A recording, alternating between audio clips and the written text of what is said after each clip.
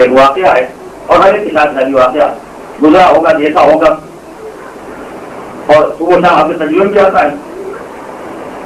ایک صاحب مجھے ملے، ہر جگہ کی بات ہے، ان کو کوئی بڑی جگہ کے حوالہ دینے کی ضرورت نہیں ہے، لیکن اتفاق سے ایک صاحب نے جو ہم امریکہ میں گئے وہ بلڈنگ دیکھنے کے بعد جو 110 منزلہ عمارت بنی ہوئی ہے، تو ہم نے کہا واقعی کمال تو ان مزدوروں کا ہے جنہوں نے اس بلڈنگ کو بنایا. اس لیے تو ہم تو اس وقت یہاں کھڑے ہوئے ہیں اس آخری کمرے میں اوپر بنا ہوا ہے، اس میں اتنے موٹے موٹے شیشے لگے ہوئے ہیں یا پلاسٹک جو بھی چیزیں لگی ہوئی ہے، جس سے دنیا آپ دیکھ سکتے ہیں، پورے شہر یا ملک کو دیکھ سکتے ہیں. اور اس کے بعد کسی طرح کا کوئی حملہ بھی ہو جائے، کوئی آفت آ جائے، کوئی بم مار دے، میزائل مار دے، ان چیزوں کو زیادہ نہیں ہو سکتا ہے. مگر جب کنارے کھڑے ہو کے دیکھتے ہم زمین کو تو ایسا معلوم ہوتا ہے کہ زمین کی کشش ہم کو کھینچے لے جائے. تو ہم نے کہا خدایا یہ مزدور بیچارے جو کام کرے تو شیشے کے اندر نہیں تھے، وہ تو باہر سے عمارت کو بڑھا رہے ہیں، اونچا کر رہے ہیں، یا کوئی اس کو رنگ رہا ہے، یا کوئی بھی کام کر رہے ہیں. یہ جب جھک کے نیچے دیکھتے ہو تو ان کا کیا ہوتا رہو. ہم جو شیشے کے اندر پہ دیکھتے ہیں تو معلوم ہوتا ہے کہ کشش زمین ہم کو لے جاری ہوتا ہے. کسی بلندی سے آپ دیکھیں نیچے تو معلوم زمین کیسے ہو کر رہا تو اس کو نہیں چاہیے جو اس کا ایک ہی کام ہے کھینچ لینا. جب تک آپ کی طاقت کام کرتی رہے گی وہ نہیں کھینچ پائے گی، جس دن طاقت آپ کی کمزور ہو جائے گی وہ کھینچ کے لے جائے گی. تو جان نہیں ہے تو ہماری زندگی کی قوت ہے جو آدمی کو روکے، کھینچ کے لے ہی جائے گی، اس کو کوئی روکنے والا ہے. اور ظاہر اس میں کشش ہونی بھی چاہیے، اس لیے ظاہر ایک طرف مٹی کا بنا ہوا انسان جو تھوڑی سی مٹی سے بنا ہوا اتنی بڑی مٹی وہ اگر کھینچ چلے گی تو چھوڑ دے گی. یہ تو ہو رہی ہے. جو مجھے تو کیا کہہ رہا تھا تو اس طرح ایک ساتھ لے ساتے پہلے میں تو کون سی بڑی بات ہے. میں نے سبحان اللہ کسی کی محنت یا کسی کی شخصیت یا اس کی حیثیت کو یوں انسان شکارت کی نگاہ سے دیکھے کوئی عقل کی بات ہے. اگر آپ کو یہاں کھڑا کر دیا جائے خالی شیشہ ہٹا کے دیکھیے کہ آپ کو حاضر ہوتا ہے. پہلے میں اس لیے پوچھ رہا تھا کہ عمارت بن رہی تھی تو میں بھی صحت مزدور تھا، ویسے نہ تو نہیں آپ نہیں بن رہی ہے. اس کے بعد میں بھی اس کی عمارت مزدوری کر رہا تھا جب یہ عمارت بن رہی تھی. تو میں نے کہا آپ بتائیے آپ کو کیا ہو گیا تھا، کیا آپ کو جھک کے نیچے دیکھتے ہی نہیں تھے؟ پھر میں تو اپنا حال جانتا ہوں، دوسروں کا حال نہیں جانتا ہوں.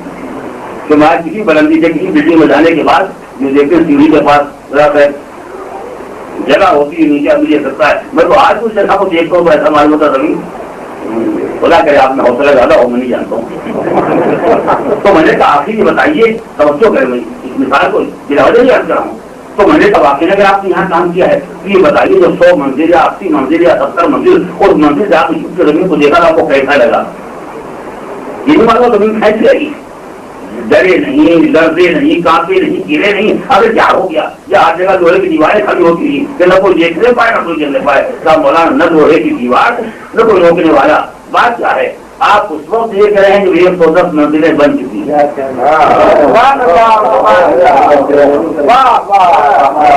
توجہ فرمائیں، آپ اس وقت دیکھ رہے ہیں جو یہ عمارت 110 منزل کی اونچی عمارت ہو گئی ہے تو وہاں جا کے لفٹ سے آپ چلے گئے اور وہاں سے دیکھ رہے ہیں تو ایسا ہی لگے گا گر جائیں گے، زمین کھینچ لے گی.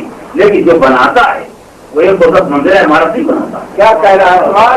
جب پہلی منزل بن رہی تھی تو ہم زمین سے 10 فٹ اوپر تھے، جب دوسری منزل آئی تو اس سے 10 فٹ تو آگے بڑھے ہیں. کیا کہہ رہا ہے؟ اب ہر منزل کو خالی 10 فٹ ہوتے رہے، اب 10 فٹ اور جانا ہے، 10 فٹ اور جانا ہے، 10 فٹ اور جانا ہے. یہ 10 فٹ کرتے کرتے ایک دن معلوم ہوا یہ 1000 فٹ ہو گیا. تو جس نے اکٹھا 1000 فٹ دیکھا ہے وہ رہ رہا ہے، وہ کام رہا ہے. جو 10 فٹ کر کے آگے بڑھا ہے وہ تو خالی 10 کو سمجھتا رہا، نہ 1000 کبھی سمجھا نہ الٹ ڈالے کا دیکھا ہے، نہ کوئی پریشانی پیدا ہوگی. بس ابھی تو انسانی زندگی میں گناہ کا حال نہیں ہوتا ہے. اگر انسان پہلی بار سوچے کہ اتنا بڑا گناہ کرنا ہے تو شاید کسی بھی ہمت گناہ نہ پیدا ہوگی. مگر ابلیس انسان کو دھیرے دھیرے آگے بڑھاتا ہے. ارے تو چھوٹی سی بات اس میں کیا خرابی ہے، ایک جملہ کہتے ہیں کہ کیا ہوتا ہے لوگ ہنسی تو دیں گے، ذرا گرمی محفل پیدا ہو جائے گی. یہ پہلی غیبت تھی. جب دیکھا غیبتوں کا حصہ ختم ہو گیا تو بہتان شروع ہو گیا. جب بہتانوں کا حصہ ختم ہو گیا تو جھوٹ شروع ہو گیا. جب وہ ختم ہو گیا دیکھا زبان سے اثر نہیں ہوتا ہے، عمل شروع ہو گیا. آگے بڑھتے بڑھتے بھی وہ بھی آیا جو آدمی طے کرے گا تو آدمی ہے اس قابل ہے کہ اس کو قتل کر دیا جائے. اور جب یہ سمجھ لیا کہ یہ واجب القتل ہے تو چھری چلا دی یا گولی مار دی، اس کا خاتمہ ہو گیا۔ پہلے دن اگر قتل کی بات آئی ہوتی تو انسان کے ہاتھ لرز گئے ہو، مگر اتنی منزلیں گناہوں کی طرح ہو گئی ہیں کہ اب قتل اتنا آسان ہو گیا ہے کہ شاید غیبت کرنا مشکل ہو اور قتل کر دینا آسان ہو۔ یہ جو آج ہی مجرم قتل کے کہے جاتے ہیں مرڈر، یہ کیا ہوتے ہیں؟ انسانی تو ہوتے ہیں، تو شیطانوں کے خاندان تو نہیں ہے، انسانوں کے گھر میں پیدا ہوئے ہیں، انسانوں کی گود میں پلے ہیں، مسلمان باپ نے پالا ہے، مومن ماں نے پالا ہے، اور آگے چلنے کے بعد اتنی آسانی سے قتل کر دیتا ہے جیسے مردوں کو مسئلہ ہی نہیں ہوتا۔ کیوں؟ اس لیے دھیرے دھیرے انسان گناہوں کا اتنا عادی ہو جاتا ہے کہ وہ سارے پردے جو خدا نے آگے ڈال دیے ہیں کہ اس کے آگے نہ بڑھنے پائے، اس کے آگے نہ بڑھنے پائے، ایک ایک پردہ اٹھتا جاتا ہے، ایک ایک پردہ جاگ ہوتا جاتا ہے، اور آخری منزل وہ آتی ہے کہ بڑے سے بڑا گناہ اتنا آسان ہو جاتا ہے کہ انسان یہ سوچنے لگتا ہے کہ ملک کے رہ مل جائے، ہوتا ہے قتل ہوتے ہیں تو ہو جائیں۔ سوچیے وہ پوری دنیا کے شریف آدمی سوچ سکتا ہے، اور اب یہ ہے کہ ابن سعد جیسا خبیث جو اس کے سامنے بھی ابن زیاد نے مسئلہ رکھا کہ مجھے قتل حسین کے لیے جانا ہے، تو اسے جرم کی اہمیت کا اندازہ تھا، اسے جرم کی سنگینی کا اندازہ تھا، اسے کہا میں یہ کام نہیں کر سکتا ہوں، میں نبی زادے کا خون بہاؤں گا تو میں ایسا پیغمبر کو کیا مجھے دکھاؤں گا، یہ میرے پاس کیا کام نہیں ہے۔ کہا ٹھیک ہے، اگر نہیں جانا چاہتا ہے تو اللہ یہ ملک کے رہے کا فرمانا واپس کر دیا۔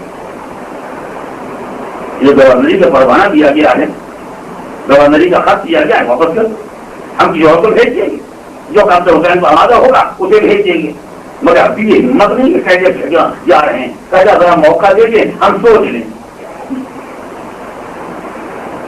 یہ ابن سعد نے اپنے سوچنے کا وقت نہیں لیا ہے، شیطان کو اپنا کام کرنے کا موقع دیا۔